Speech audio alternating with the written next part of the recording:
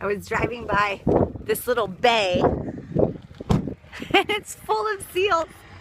All these little seal heads are just poking up out of the water. So I'm gonna see if I can walk down this beach and get a closer shot of them for you. They're so cute.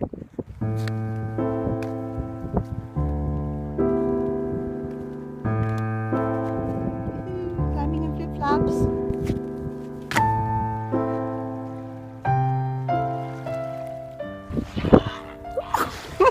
I wish you could have seen that. It's a huge great blue heron. I just startled him out of his tree. I was watching this video on this beautiful, I think she was an Irish woman, and she was yodeling. She had this like call for her cows. And I was going to memorize it, and I have forgotten it. But this would be a good place to do it, had I remembered. It was, I'll see if I can find the link and put it below this video, because it's really amazing.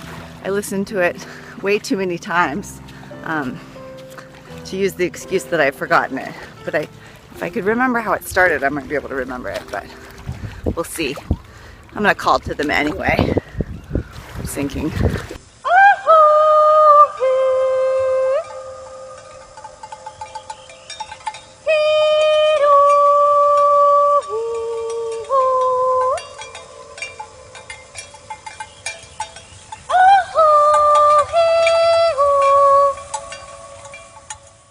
There's one head maybe 40 feet from where I am.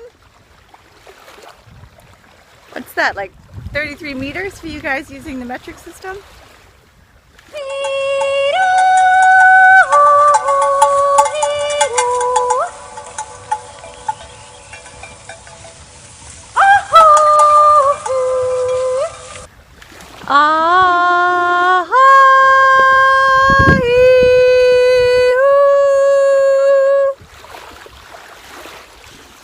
He's getting closer. All right, so that tells me that I need to work on my seal song, but they did get closer. I love those little heads. I'm heading out to the jetty. The last 2 days, I kite surfed, and it was the best 2 days of this season. No question. It was relatively warm. It was sunny. The waves were big and fun and lots of waves. A bunch of our friends were down here, and it was great. They said that the wind was supposed to stop today, but it's starting to pick up. I just stopped at this little bay on my way out to the South Jetty, which is too windy to film. It's like a hurricane out there. Our rule about the coast is you have to kite for longer than you drive to make it worthwhile. So I've definitely kited longer than I've driven. So today's going to be a bonus. I was hoping to go home and do a little work and get some videos updated and edited for you guys. I have a lot of footage from my last 2 road trips, and I might see if the wind picks up today. But for now, I'm going to sit here on this warm rock and practice my seal call.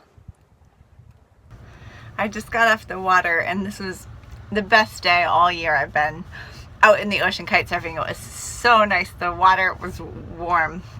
Now we're kiting in the Pacific Ocean, and we're off the coast of Oregon, and it's so cold because when we're out here, we're surfing on a northwest swell, so it brings all that Arctic water down.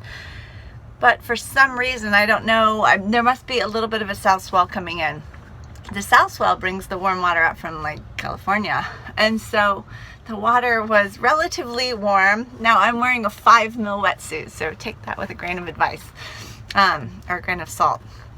But it's relatively warm. It was sunny all day today. Yesterday we were kiting in the fog, and that's always a little bit scary because you can't see people and you can't see other kites until they're right there. But it was sunny. It was beautiful. I didn't see the harbor porpoises. They were out yesterday, but pretty much every time I go out, there's a place where they are. And there's 2 of them. I'm gonna surf with them, and they're so adorable. But I did 2 sessions today, and we got new kites. This chafes, so I gotta pull on it a little bit. We got new kites. Our kites were, I think, 6 years old, and the technology changes so rapidly in these kind of new sports. So I got to try Cabrina's Drifter, and it's wave-specific kite. It's not made for jumping and flips and tricks and the kites, like the kites that are made for gorge and non-ocean riding. And I wasn't super sure about it because just in my kiting style, I like to be on a kite bigger than everybody else likes to be on. I like to be overpowered because the kite's super responsive. If a wave's crashing down on you, you can get away right away if you're overpowered. If you're underpowered, you have to kind of like fly the kite back and forth and try to pick up wind, and I don't enjoy that. That's how most people kite, but I'm a little bit of a hazard out there just because of my preferred style. I'm liking to be overpowered. I was so overpowered earlier on the 11 that when I would turn on a wave, I would actually get lifted off the surface. So that's when I know it's time to go in and get a smaller kite. But it was super duper fun and amazing, beautiful day. So a little recap. Mrs. W and I spent 2 days in California, 2 days driving. And we went to the Heirloom Festival, the Heirloom Expo in Santa Rosa.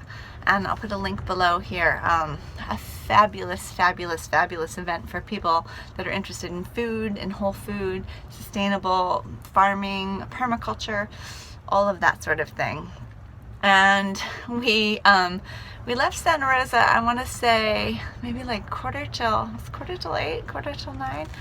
And we stopped and grabbed a quick bite for breakfast. And then I have a creamery in Medford, Oregon called Rogue Creamery that I love to stop at. And they just conveniently happen to be next to a little chocolatier. We stopped for cheese and chocolate, which, I mean, what could be better? And then we hit the road and just bought some snacks, so we didn't even stop for dinner. So I dropped her off, I want to say it was, I think it was 8 o'clock p.m. or maybe 8:30. And on the way into Portland to drop her at her car, I checked out the wave forecast and saw how good it was at the coast, and Glenn had left the day before for the coast. So from Portland, it's an hour to my home, but it's an hour on the opposite direction of the coast. So I dropped Mrs. W off at her car, flipped it, and drove 3 hours back south to the coast. And I think I arrived, I think it was like 11:45 when I finally got to the camper. And but it was so worth it. The kiting was epic. And yeah, got bloody eyes when you're out in the wind. I'm a contact lens wearer, so when you're out in the wind in the sun and the salt, you look like a zombie. Yeah, I'm stoked.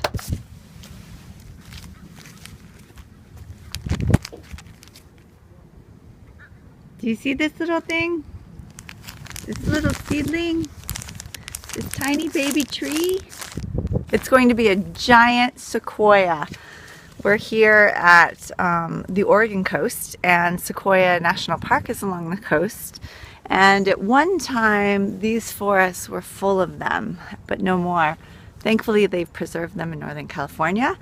But I am going to be planting a baby sequoia tree at my house. So first things first, I've got to stop, first I gotta grab the shovel. I've got to stop by the forest, and I'm gonna dig up a little coastal dirt and get some pots and plant the seedling. Hey Lovey, where's the shovel? Feel around on the floor of that area to the door. Under the paddles? Yep. I don't really want to feel around too much. No, there's no soup there. What's this red thing? Is this the stinky slinky? It's the end of it. Ew. Are you sure? I see the paddle boards.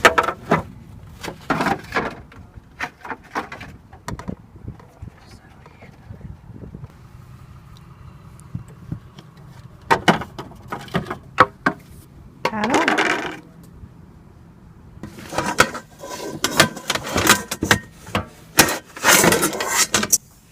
I think this will work as a scooper. We need to plan it, paint it like glow in the dark.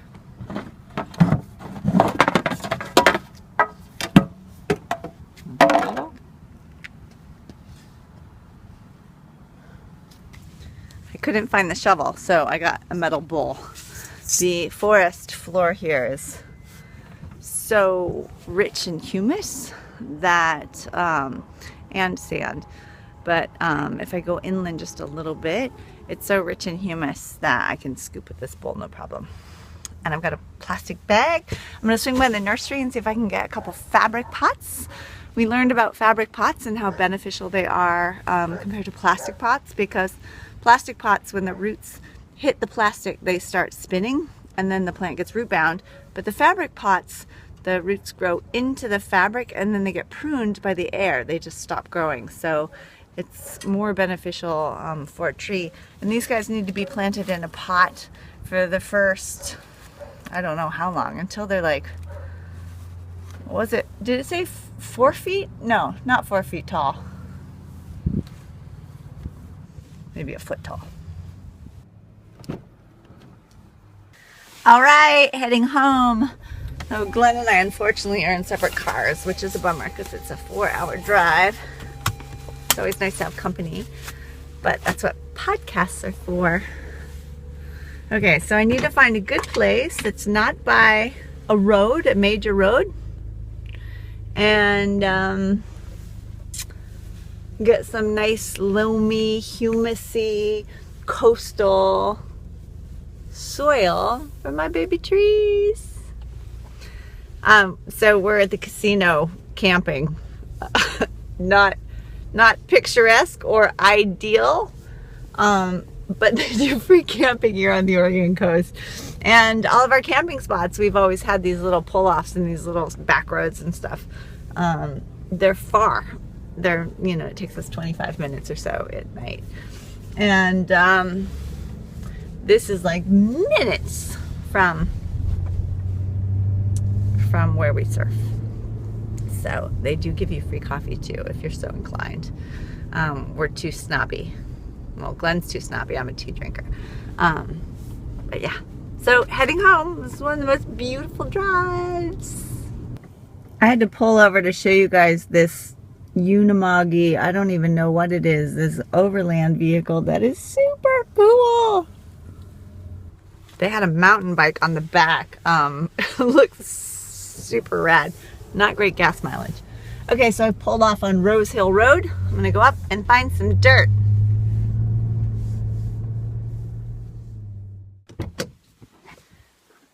Okay, so I have these bins in my car. I bought them at IKEA. They're just these like soft rubbery plasticky bins. And I have 2 of them and I keep them in my car and I just haul stuff from the house to the car to the house. I've always had a really messy car because I have stuff like pumpkins and packing peanuts to recycle and just random things I carry with me. And it's really handy for that. It keeps me way more organized than I've usually been. But this bin, I'm just gonna fill up with dirt. My trees? My baby trees? Why not, right? Okay, put the water up front.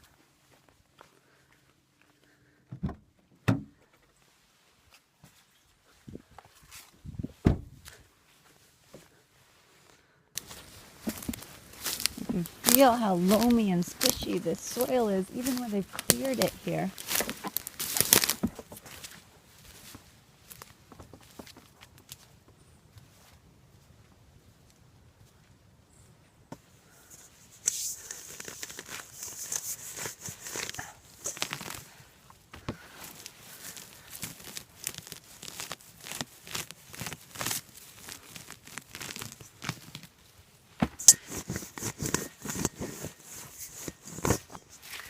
It hasn't rained all summer, so it's a little dry, but I'm still getting some really nice soft, this really soft humusy soil.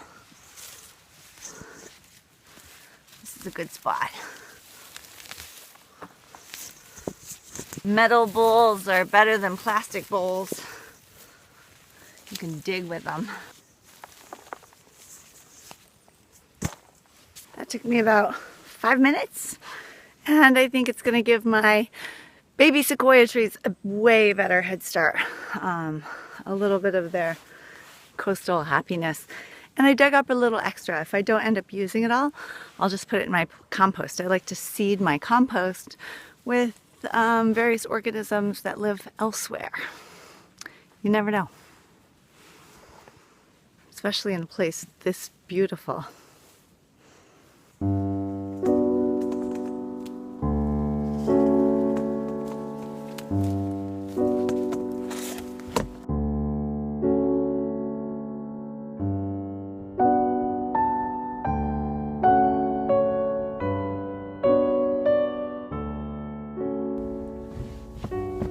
I just stopped at One Green World, which is a wonderful nursery for all kind of interesting edible plants, edible berries, shrubs, hedgerows. Pretty much everything grows in my my zone, with the exception of just a few.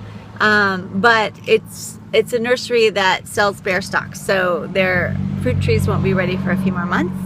And I just stopped in to grab a catalog to see what I should get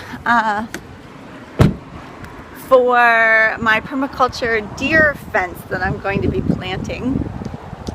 But right now I'm at Portland Nursery, and I'm going to get some wintergreen, some ground covers for underneath my marionberries, and maybe pick up a few vegetable brassica starts for winter.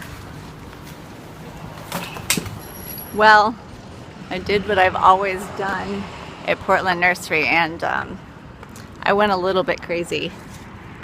I got way more plants, obviously, than I planned on, but I took the advice of the permaculturists, and I bought multiples of every plant, and I make sure that I get plants that are bee and butterfly friendly. And bees, specifically honeybees, are very loyal to one kind of flower, so they would prefer to visit that same kind of flower over and over and over repeatedly throughout the day. So I got a couple blue salvias that are wonderful hummingbird plants, and then I got these big yellow daisies. They're a rudbeckia, and they're really beautiful, these guys. And they're super tall, and I'm going to put those along the garage under Glenn's window, so he'll get to see them when he looks out, just hopefully not blocking the window, hopefully right at the base of the window.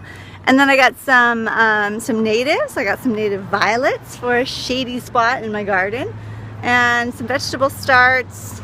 I got these beautiful coreopsis, and I didn't plan on getting them, but the bees were going crazy. They were covered in bees. So I also got some milkweed.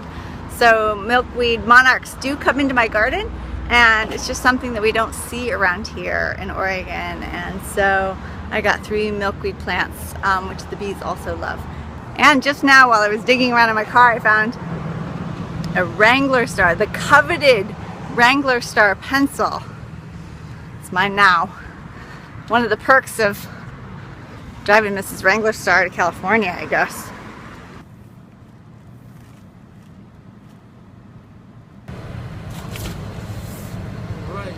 Thank you. So last spring I picked up, or this past spring I picked up a bunch of plants and some vegetable starts, and I think I got a fruit tree. I got a persimmon, and the persimmon tree was such a big deal to get in my car because it was so huge that we ended up wrapping it, and they had to get 2 people to help.